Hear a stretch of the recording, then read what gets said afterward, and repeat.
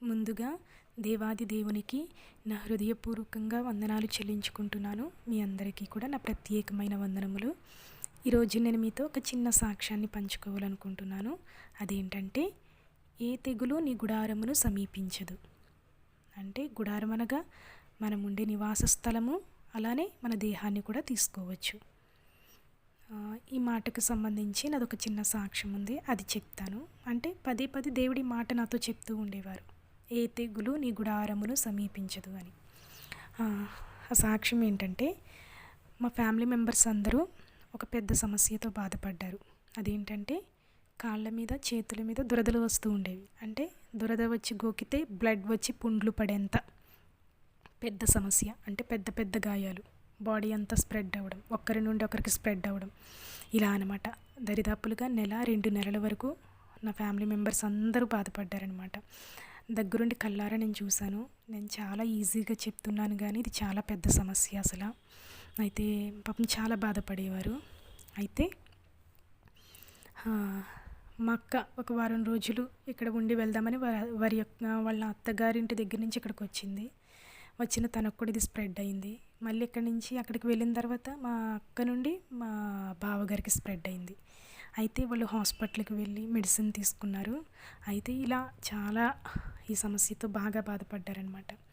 దేవుని యొక్క మహాకృపను బట్టి దేవుడు నా ఫ్యామిలీ మెంబర్స్కి ఆయన ఎంతగానో స్వస్థతనిచ్చారు, ఈ సమస్య నుంచి విడుదలనిచ్చారు.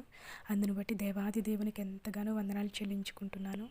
ఇక్కడ నేను చెప్పబోయే సాక్ష్యం ఏంటంటే, దేవుడు నాకు ఈ మాట చెప్పారన్నాను కదా నాతో. అదేంటంటే, ఇంట్లో అందరి మధ్యలో నేనున్నాను, కానీ సమస్య నన్ను తాకను కూడా తాకల. నాకైతే స్ప్రెడ్ అవ్వలా. అయితే ఈ విషయం నేను గ్రహించుకోలేకపోయాను. మా అక్క ఒకరోజు ఫోన్లో మాట్లాడుతూ ఉంది, ఇంట్లో అందరి మధ్యలో ఉన్నావు, అందరికీ వచ్చింది, కానీ నీకు మాత్రం రాలేదు, నీకు మాత్రం స్ప్రెడ్ అవ్వలా. నిజంగా దేవుని యొక్క మహాకృప అని చెప్పడం జరిగింది.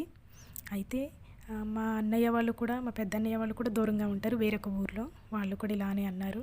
అయితే అప్పుడు అనిపించింది, దేవుడు చెప్పిన మాట నాకు అప్పుడు గుర్తొచ్చింది. అయితే అప్పుడు నేను గ్రహించుకోలేకపోయాను. దేవుని యొక్క కార్యాన్ని చూసిన తర్వాత నాకు ఆ మాట గుర్తొచ్చింది. దేవాది దేవుని ఎంతగానో నేను మహిమపరిచాను. దేవుడు ఒక ప్రత్యేకత నా పట్ల కనుపరిచారు. అయితే ఆ సమయంలో నేను చేసిన ఒక ప్రార్థన గుర్తొచ్చింది నాకు. అదేంటంటే, తండ్రి, ఈ లోకంలో మేము ఉండాలి కానీ లోకాశలు మాలోకి రాకూడదు. ఈ లోకంలో మేము మీ కొరకు ఒక ప్రత్యేకమైన జీవితాన్ని జీవించాలి అనేదాన్ని. ఆ ప్రత్యేకతను దేవుడు నా పట్ల చూపించారనమాట. చాలా సంతోషం అనిపించింది. ఆ రోజు దేవుడు నా పట్ల, నా కుటుంబ సభ్యుల పట్ల చేసిన గొప్ప కార్యమును బట్టి దేవాది దేవునికి ఎంతగానో వందనాలు చెల్లించుకుంటున్నాను. అయితే ఇదే నేను చెప్పాలనుకున్న సాక్ష్యం. అయితే ఒకప్పుడు నేను పాపిని అని దేవుని ఎదుట ఒప్పుకోవడానికి ఎంతగానో ఇబ్బంది పడ్డా. ఎందుకంటే చాలామంది చర్చిలో ప్రార్థిస్తూ ఉండేవారు, నేను పాపిని తండ్రి, మా పాపాలు క్షమించండి అని. నేను అనుకునేదాన్ని, నేనైతే పాపిని కాదు, నేను ఏ పాపమో చేయలేదు, నేను చాలా మంచి అమ్మాయిని అని. ఎందుకంటే పాపం అనగా అప్పుడు నేను బైబిల్లో ఉంది కదా, నరహత్య, దొంగతనం, వ్యభిచారం, జారత్వం, ఇంకా యవ్వన కాలమందు యవ్వనస్తుల మధ్య ఉండే ఆ ప్రేమ, ఇదే అనుకునేదాన్ని. కాబట్టి నేను అనుకునేదాన్ని, ఇవేమి నాకు లేవు కాబట్టి, నేను ఏం చేయలేదు కాబట్టి నేను పాపిని కాదు, నేను మంచి అమ్మాయిని అనుకుంటూ ఉండేదాన్ని. అయితే దేవుడు హృదయంతరంగాలను చూసే గొప్ప దేవుడు కదా, హృదయంతరంగాలను పరిశీలించే గొప్ప దేవుడు. అయితే ఒకరోజు దేవుడు నాతో సూటిగా మాట్లాడుతున్నారు. దేవుడే చెప్తున్నారు కదా, ఈ భూమి మీద నీతిమంతుడు ఒక్కడు కూడా లేడు, అందరూ ఏకముగా కూడి పనికి మాలిన వారైరి అని. ఏ భేదము లేదు, అందరూ దేవుని ఎదుట పాపము చేసి దేవుడను గ్రహించి మహిమను పొందలేకపోతున్నారని. మరి ఈ భూమి మీద ఎవరైనా మేము పరిశుద్ధులం అని చెప్పారంటే వాళ్ళు అబద్ధం చెప్పినట్టే. ఎందుకంటే ఈ భూమి మీద దేవుడు తప్ప ఎవరు పరిశుద్ధులు లేరు, దేవుడు మాత్రమే పరిశుద్ధుడు, మన యేసయ్య మాత్రమే పరిశుద్ధుడు. అయితే దేవుడు ఒకరోజు నాతో మాట్లాడుతూ ఉన్నారు. దైవ సేవకులు ఆదివారం ఆరాధనలో వాక్యం అందిస్తూ ఉన్నారు, చెప్తూ ఉన్నారు. చాలామంది పాపాలంటే ఇవే అనుకుంటారు, నరహత్య, దొంగతనం, జారత్వం, వ్యభిచారం. వీటితో పాటు ఇంకా చాలా పాపాలు ఉన్నాయి, చెప్పమంటారా అని చెప్తున్నారు. కోపం ఒక పాపం, ద్వేషం ఒక పాపం, పాపపు ఆలోచనలు, పాపపు తలంపులు ఒక పాపం, ఎదుటివారు ఎదుగుతూ ఉంటే చూడలేనిది ఒక పాపం, ఈర్ష్య ఒక పాపం, అబద్ధం ఒక పాపం, అల్లరితో కూడిన ఆటపాటలు ఒక పాపం. ఇలా ఎన్నెన్నో పాపాలు చెప్తూ వెళ్ళినప్పుడు అప్పుడు నేను దేవుని ఎదుట ఒప్పుకున్నా, తండ్రి నేను పాపిని తండ్రి అని.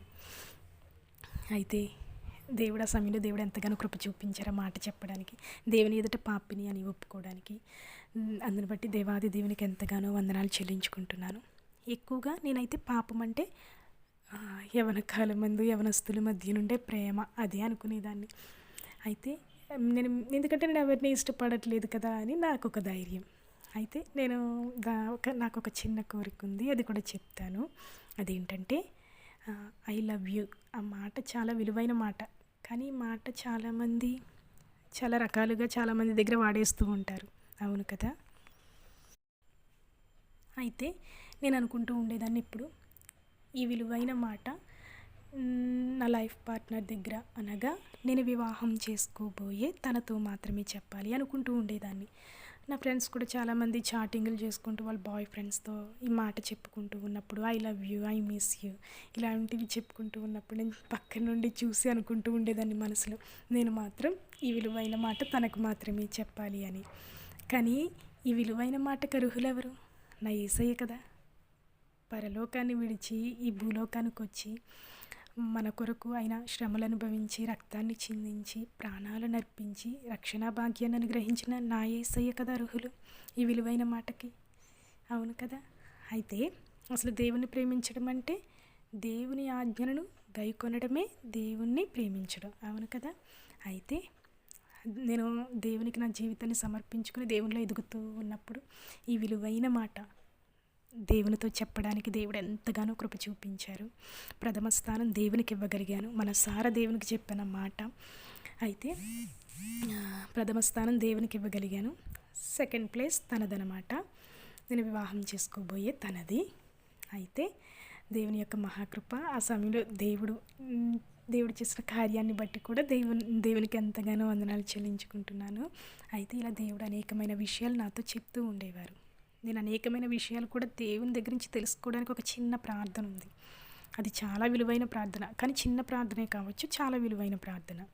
అదేంటంటే నేను ఇలానే ప్రార్థిస్తూ ఉండేదాన్ని, తండ్రి నాకు దేవుని దగ్గర నుంచి ఏదైనా తెలుసుకోవాలన్నా ఏదైనా సహాయం కావాలన్నా నేనైతే ఇలానే ప్రార్థన చేస్తాను. ప్రార్థన ఏంటంటే దేవుని దగ్గర నా 2 చేతులు చాచి నా శిరస్సు దేవుని పాదాల దగ్గర వంచి నేను సహాయం అడుగుతాను.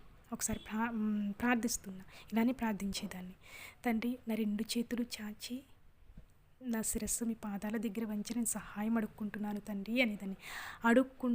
అడుగుతున్నాను కాదు, అడుగుట అడుక్కొనుట రెండిటికి మధ్య చాలా వేరియేషన్ ఉంది. అయితే దీనికి కూడా ఒకటి ఉంది. ఇంట్లో మా అమ్మ ప్రార్థన చేసేటప్పుడు అడుక్కుంటున్నాను తండ్రి అని ప్రార్థన చేసేది. అలానే చర్చిలో దైవ సేవకులు కూడా ఇలానే ప్రార్థిస్తూ ఉండేవారు.